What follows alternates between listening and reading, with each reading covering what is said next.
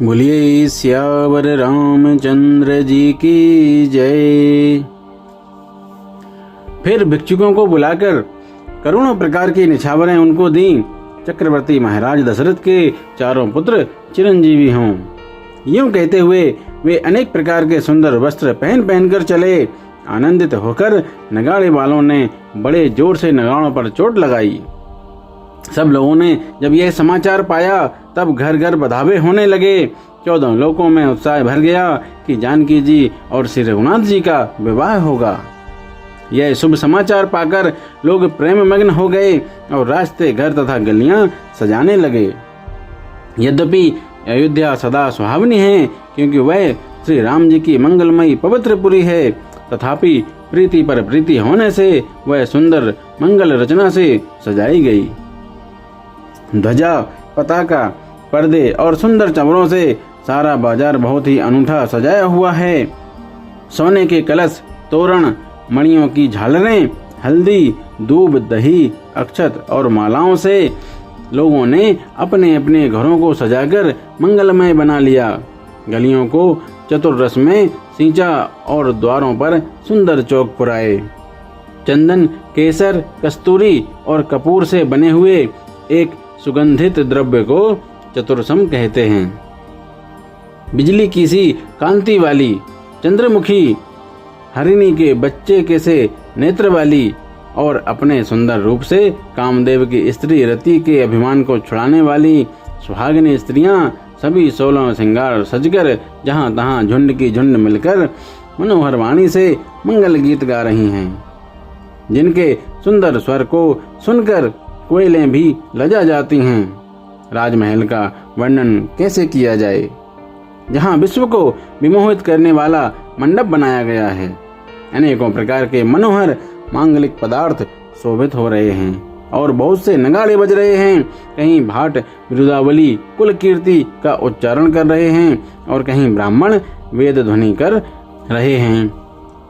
सुंदरी स्त्रियां श्री राम जी और श्री सीता जी का नाम ले लेकर मंगल गीत गा रही हैं। उत्साह बहुत है और महल अत्यंत ही छोटा है। इसमें उनमें से ना समाकर मानो वह उत्साह आनंद चारों ओर उमड़ चला है। दशरथ के महल की शोभा का वर्णन कौन कवि कर सकता है, जहां समस्त देवताओं के शिरोमणि रामचंद्र जी ने अवतार लिया है। फिर राजा ने भरत जी को बुला लिया और कहा कि जाकर घोड़े, हाथी और रथ सजाओ, जल्दी रामचंद्र जी की बारात में चलो। यह सुनते ही दोनों भाई भरत जी और शत्रुघ्न जी आनंद बस पुलक से भर गए। भरत जी ने सब साहनी घुड़साल के अध्यक्ष बुलाए और उन्हें घोड़ों को सजाने की आज्ञा दी। वे प्रसन्न होकर उड़ दौड़े। उन्होंने रुचि के साथ यथा योग्य जीने कसकर घोड़े सजाए। रंग रंग के उत्तम घोड़े शोभित हो गए। सब घोड़े बड़े ही सुंदर और चंचल करनी चाल के हैं।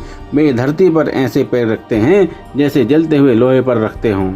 अनेकों जाति के घोड़े हैं जिनका वर्णन नहीं हो सकता। ऐसी तेज चाल के हैं मानो हवा का निरादर करके उड़ना चाहते हैं। उन सब घोड़ों पर भरत जी के समान अवस्था वाले सब छेल छबीले राजकुमार सवार हुए। वे सभी सुंदर हैं और सब आभूषण धारण किए हुए हैं। उनके हाथों में बाण और धनुष हैं तथा कमर में भारी तरकस बंधे हैं। सभी चुने हुए छबीले छेल सूरवीर, चतुर और नवयुवक हैं। प्रत्येक सवार के साथ 2 पैदल सिपाही हैं जो तलवार चलाने की कला में बड़े निपुण हैं। सूरता का बाना धारण किए हुए रणधीर वीर सब निकलकर नगर के बाहर आ खड़े हुए।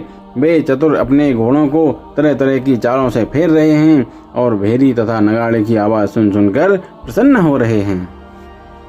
सारथियों ने ध्वजा, पताका, मणि और आभूषणों को लगाकर रथों को बहुत विलक्षण बना दिया है। उनमें सुंदर चंवर लगे हैं और घंटियां सुंदर शब्द कर रही हैं। वे रथ इतने सुंदर हैं मानो सूर्य के रथ की शोभा को छीने लेते हैं। अगणित श्यामकर्ण घोड़े थे। उनको सारथियों ने उन रथों में जोत दिया है जो सभी देखने में सुंदर और गहनों से सजाए हुए सुशोभित हैं और जिन्हें देखकर मुनियों के मन भी मोहित हो जाते हैं। जो जल पर भी जमीन की तरह ही चलते हैं। बेग की अधिकता से उनकी टाप पानी में नहीं डूबती।